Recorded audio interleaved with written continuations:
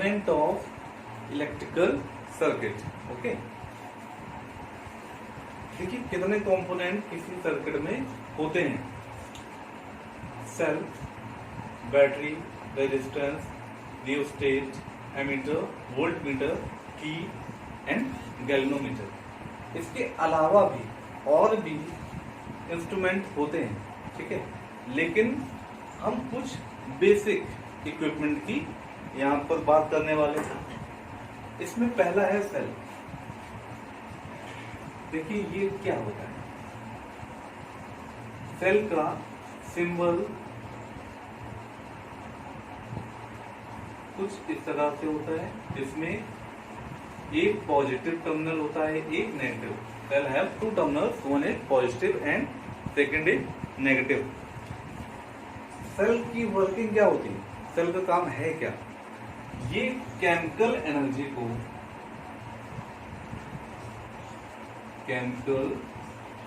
को electrical energy में convert करता है। Okay,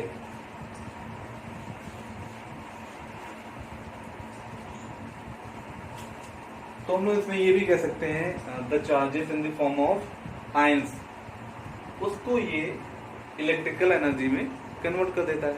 okay, battery, combination of cell को हम लोग क्या बोलते हैं? Battery. Combination of cell in series is called battery. Positive negative, positive negative. अब देखिए, एक बैटरी का नेगेटिव टर्मिनल दूसरी बैटरी के पॉजिटिव टर्मिनल से ही कनेक्ट होता है, ठीक है। ये बात हमेशा आपको याद रखनी है कि नेगेटिव टर्मिनल हमेशा पॉजिटिव से, फिर दूसरी बैटरी का नेगेटिव पॉजिटिव से, फिर नेगेटिव पॉजिटिव से, इस तरह से हम लोग अरेंजमेंट करते हैं। Okay, what is resistance? जो भी रेजिस्टेंस हम लोग इस्तेमाल करने वाले हैं, वो रेजिस्टेंस का सिंबल इलेक्ट्रिक सर्किट में कुछ इस तरह होता है। इसका काम क्या होता है? To obstruct the flow of charge.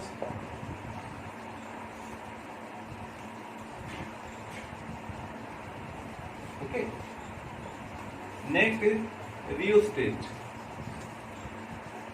देखिए, रियोस्टेट का जो काम होता है, ये रेजिस्टेंस को वेरी कराना होता है, मतलब रेजिस्टेंस को चेंज करना। ओके, टू वेरी, तो हम लोग इसे कह सकते हैं टू चेंज रेजिस्टेंस।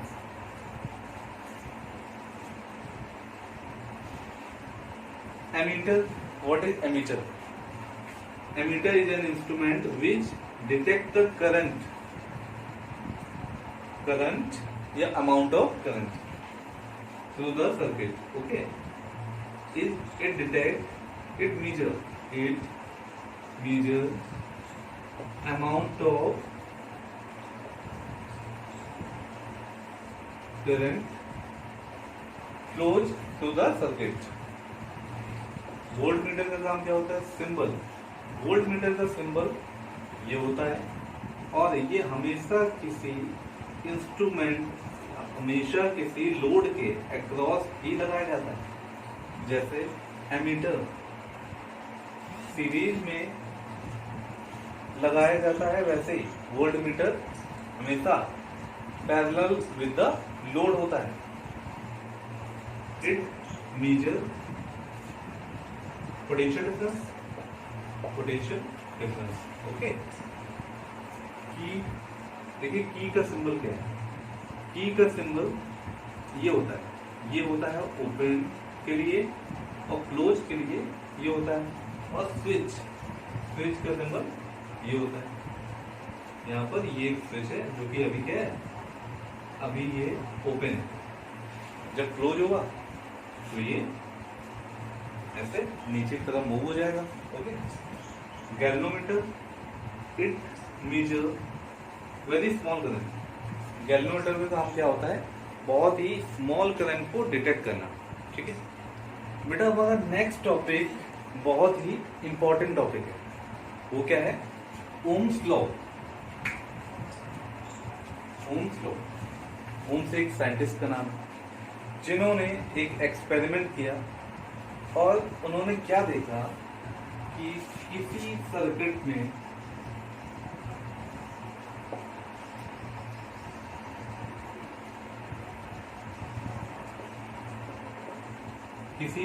में अगर हम अमाउंट ऑफ करंट को इंक्रीज कर दें, अब इसके लिए हमें यहाँ पर एक एमीटर भी लगाना होगा सीरीज में।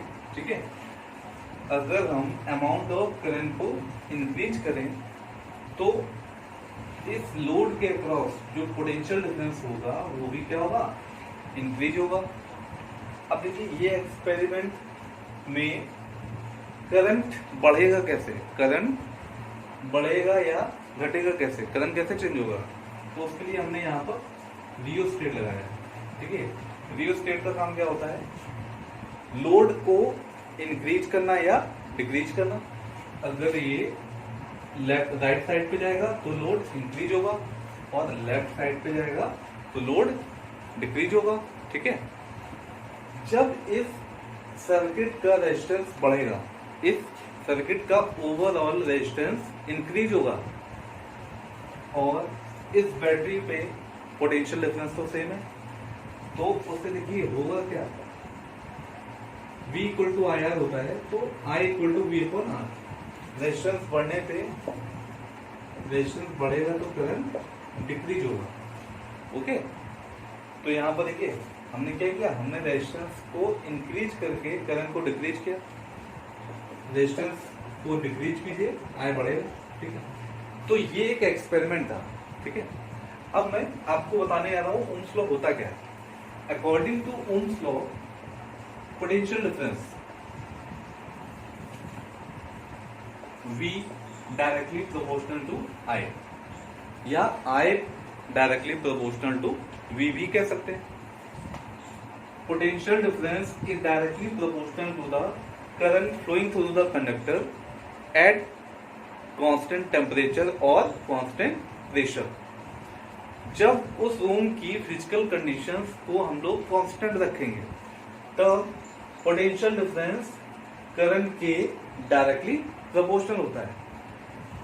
अब हमने ये बात क्यों बोली कि कांस्टेंट टेम्परेचर और कांस्टेंट प्रेशर पे ही ऐसा होगा? तो अब देखिए, रेजिस्टेंस टेम्परेचर के डायरेक्टली प्रोपोर्शनल होता है। टेम्परेचर बढ़ाने पे कंडक्टर का रेजिस्टेंस भी क्या होता है? इंक्रीज होता है। अगर रेजिस्टेंस वेरी करेगा तो सपोज दैट कि ये रेजिस्टेंस वेरी करता है तो उसकी वजह से क्या होगा? तो हम लोग करेक्ट मेजरमेंट नहीं निकाल पाएंगे। ठीक है, इसकी वजह से हो सकता है कि कई जगह हमें वोल्टेज बढ़ाने पे भी करंट कांस्टेंट मिल जाए, है ना। इस वजह से V equal to V proportional to I होता है। प्रोपोर्शन हटाने पे यहाँ पर एक कांस्टेंट आता है, जैसे हम लोग क्या कहते हैं? Resistance R equal to V upon I। ये आप जानते हैं ये रेजिस्टेंस है। ठीक है, V अपॉन I क्या होगा? कांस्टेंट। ओके, ये था ओम्स लॉ। अब देखिए ओम्स लॉ जिन भी सब्सटेंस पे अप्लाई होता है, जैसे कि कंडक्टर पे ओम्स लॉ अप्लाई होता है, तो उन्हें हम लोग कहते हैं ओमिक सब्सटेंस।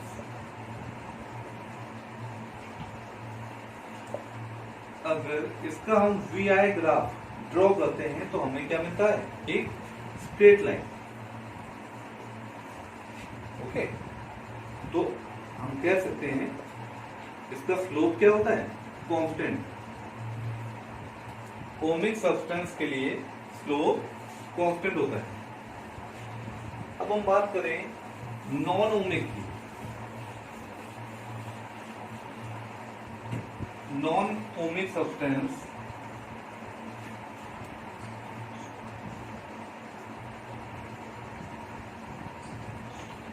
सेमीकंडक्टर क्या होते हैं? Non ohmic. तो देखिए इसका ग्राफ कैसा होगा।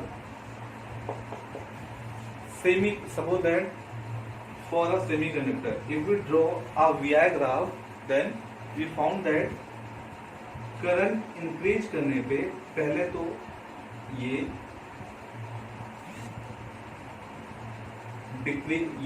बढ़ेगा ही नहीं। ओके, करंट इंक्रीज करेंगे तो पोटेंशियल डिफरेंस नहीं बढ़ेगा, बहुत ही कम बढ़ेगा, लेकिन एक पर्टिकुलर पॉइंट पे ये इंक्रीज करेगा। तो अब देखिए पहले तो यहाँ तक तो ये ओमिक था, स्ट्रेट लाइन में ऐसे बढ़ रहा था, लेकिन उसके बाद ये एकदम से जंप कर गया, तो अब ये क्या हो गया? Non ohmic. Okay, next topic is combination of resistance.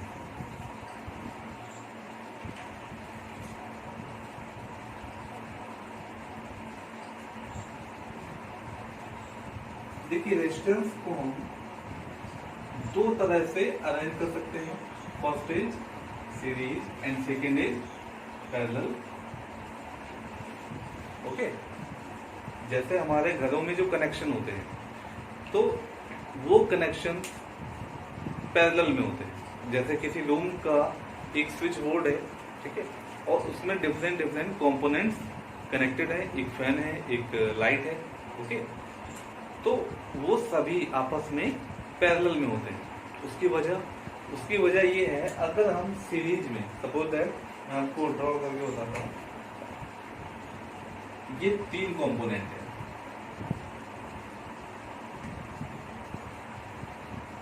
इसको हमने एक बैटरी एंड एक की से यहाँ पर कनेक्ट किया, R1, R2 and R3। Suppose that अगर रूम के कनेक्शन सीरीज में है तो यहाँ पर स्विच को ओपन करने पे इसमें करंट फ्लो नहीं होगा। सपोज दैट कि हमें केवल फैन को ऑन करना है, ठीक है, हमें केवल फैन को ऑन करना है, और इस स्विच को हमने क्या किया? हमने ऑन किया, तो लाइट भी ऑन हो गई और एक दो मीटर लगा था वो भी ऑन हो गया, ठीक है, या एसी लगा था, कुछ भी ले सकते हैं भाई, ठीक है। अब इसमें करंट फ्लो हो रहा है, ठीक है, इसके अक्रॉस पोटेंशियल डिफरेंस V1 होगा, V2 होगा एंड V3 होगा। ये क्या है? सीरीज। अब कई जगह हम लोग सीरीज में भी कनेक्शन कर सकते हैं, जैसे कि जो मेन लाइन आती है, जो कई सारे रूम से होकर जाती है, ठीक है, वो सीरीज में होती है, और रूम के इंटरनल कनेक्शन वो पैरेलल में होते हैं, ठीक है। तो हम बात करते हैं पहले सीरीज की। जब किसी रेजिस्टेंस को हम लोग एंड टू एंड कनेक्ट कर देते हैं, एक रेजिस्टेंस का एक पॉइंट दूसरे रेजिस्टेंस के एक पॉइंट से, और उसका दूसरा पॉइंट थर्ड के फर्स्ट पॉइंट से, और लास्ट वाला पॉइंट बैटरी के नेगेटिव और यहाँ पे पॉजिटिव से। तो इस अरेंजमेंट को हम लोग क्या कहते हैं? सीरीज। ओके, सीरीज कनेक्शन में सभी कंपोनेंट से करंट सेम फ्लो होता है, यानी कि सीरीज में करंट सेम होता है, लेकिन पोटेंशियल डिफरेंस डिफरेंट होता है। तो हम लोग यहाँ पर बोल सकते हैं the potential difference applied across the component is divided, then V equal to V1 plus V2 plus V3 by Ohm's law. V equal to क्या होता है? IR, जहाँ पे R क्या है? R है इक्विवेलेंट या resultant resistance. Okay, IR1 plus IR2 plus IR3, then after solving we will get, यहाँ पर देखिए I कॉमन लेने पे ये कैंसिल हो जाएगा, R इक्वल टू आ गया R1 plus R2 plus R3, ठीक है। Now talk about parallel connection.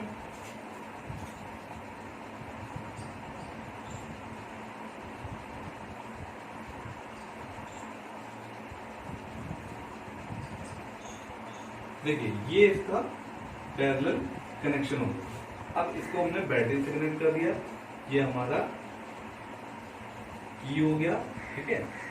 यहाँ पर हमने एक स्विच भी लगा दिया, ठीक है। अब देखिए R1, R2, R3 तीन रेजिस्टेंस को हमने आपस में पैरेलल में कनेक्ट किया, देखिए, ओके। अब यहाँ पे जो भी करंट आएगी इसको क्लोज करने के, तब होगा क्या, यहाँ पर करंट डिवाइड होगी, है ना, क्योंकि ये पाथ तीन पार्ट में डिवाइड हो गया। सपोज दैट कि एक वाटर टैंक से एक मेन पाइप आता है, ठीक है। अब वो पाइप बाद में कई जगह डिवाइड हो जाता है, एक हमारे लास्ट फ्लोर में जो ग्राउंड फ्लोर में चला गया, एक फर्स्ट फ्लोर में, एक थर्ड फ्लोर में, सेकंड फ्लोर में, इस तरह से। और कुछ वाटर का कनेक्शन वॉशरूम में चला गया, कुछ किचन में चला गया, इस तरीके से। वैसे ही करंट भी, करंट फ्लो को ही कहते हैं। करंट क्या होता है एक्चुअली, फ्लो को ही तो करंट कहते हैं। तो यहाँ पर फ्लो ऑफ चार्ज होता है, तो ये भी डिस्ट्रीब्यूट होगा। जितने भी पाथ डिवाइड होंगे उतने ही पार्ट में करंट भी क्या होता है, डिस्ट्रीब्यूट होता है। I1, I2 and I3। अब ये किन्हीं दो पर्टिकुलर दो पॉइंट के बीच में जितने भी रेजिस्टेंस कनेक्ट करेंगे सब पे पोटेंशियल डिफरेंस तो सेम ही होगा। अब देखिए जितना पोटेंशियल डिफरेंस हमने यहाँ पे अप्लाई किया है उतना यहाँ से भी होगा, बीच से भी होगा और यहाँ से भी होगा। तो सब पे पोटेंशियल डिफरेंस क्या होगा, सेम होगा। यानी कि यहाँ पर डिवाइड कौन होता है, केवल current. By Ohm's law I equal to होगा V upon R1 plus V upon R2 plus V upon R3। V cancel लेने पे, सॉरी V कॉमन लेने पे कैंसिल हो जाएगा, तो यहाँ पर आ जाएगा 1 upon R equal to 1 upon R1 plus 1 upon R2 plus 1 upon R3। Okay, now it's time to solve numerical. There are two numerical, question number 1 and 2। यहाँ पर देखिए 5 ohm, 5 ohm and 10 ohm, ये तीनों रेजिस्टेंस कैसे connected, series और parallel. 5 ohm का एक point, एक एंड दूसरे रेजिस्टेंस के एक एंड से कनेक्टेड है, और इसका अदर एंड इसके अदर एंड से कनेक्टेड है, इसका अनदर एंड बैटरी से कनेक्टेड है, और यहाँ पर देखिए इसका अनदर एंड पॉजिटिव टर्मिनल से कनेक्टेड है। तो देखिए आप, मैंने बोला था सीरीज पहचानने का तरीका कि एंड टू एंड कनेक्शन, सारे कनेक्शन एंड टू एंड है, ओके। कोई भी कॉमन एंड नहीं है, कॉमन एंड मतलब वन कॉमन एंड है। यहाँ पर सबका एक ही कॉमन एंड है। इस 5 ohm और इस 5 ohm का कॉमन एंड केवल ये एक कॉमन एंड, ठीक है। इन दोनों का एक कॉमन एंड, अभी आपको दो लग रहे हैं, वो दो नहीं है, वो एक ही है, ठीक है, ये मानना। क्योंकि इन दोनों के बीच में हम सारे पॉइंट को एक ही कंसीडर करते हैं। वैसे ही यहाँ पर देखिए ये और बैटरी, इन दोनों का भी केवल एक एंड कनेक्टेड है। इस बैटरी और इसका भी केवल वन एंड कनेक्टेड है, तो इसका मतलब है ये क्या है, ये सीरीज में। Let us solve. R equal to formula लगेगा R1 plus R2 plus R3, 5 plus 5 plus 10, it becomes 20 ohm। I equal to V अपॉन R, then it becomes 5 by 20। तो ये डिवाइड करने में कितना आएगा, 0.25। ओके, यहां पर देखिए 20 एंड 20 पैरेलल पहचानने का सबसे अच्छा तरीका है कि आप ये देख लीजिए दो कंपोनेंट के दोनों एंड कॉमन होने चाहिए।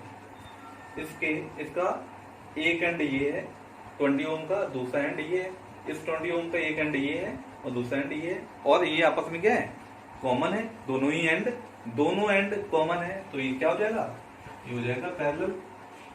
अब पहले तो इसको आपको सॉल्व करना है और देखना है यहाँ पे कितना आएगा। हमने इसको मान लिया कि ये है R1, ये R2 है, ठीक है, एंड इनका जो कॉम्बिनेशन है उसको मैंने माना ये क्या है, R डैश,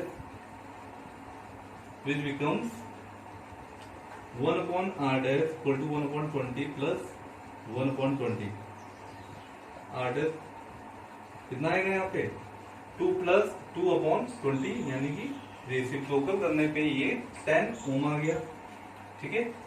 अब देखिए ये तो इसका कॉम्बिनेशन था और ये किससे जुड़ा हुआ है, ये 10 ओम से कनेक्टेड था, ये भी कितना आ गया 10 ओम।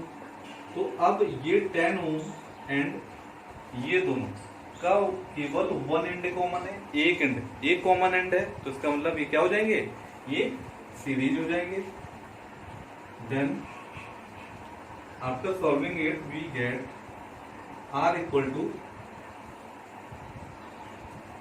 R dash plus R3, 10 plus 10 20, then I equal to V upon R, what is V? V is 10 upon 20, it becomes 0.5 ampere, okay.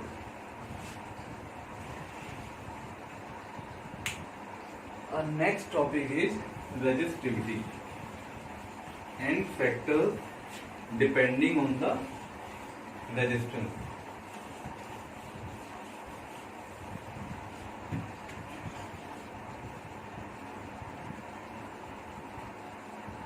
देखिए रेजिस्टिविटी होता क्या है, it is a resistance offered by a conductor.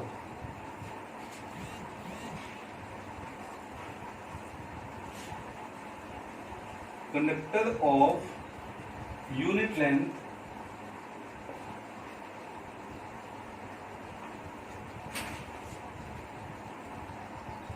in unit area of cross section।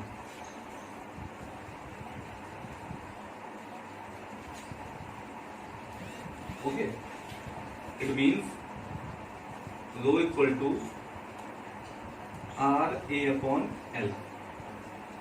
Rho becomes R when L equal to 1 meter and A equal to 1 meter square। इसकी unit क्या होती है, देखिए resistance की unit होती है ohm, area की unit होगी मीटर स्क्वायर, लेंथ की मीटर, तो यूनिट इसकी होगी ohm metre, okay. Next topic is factor depending on the resistance.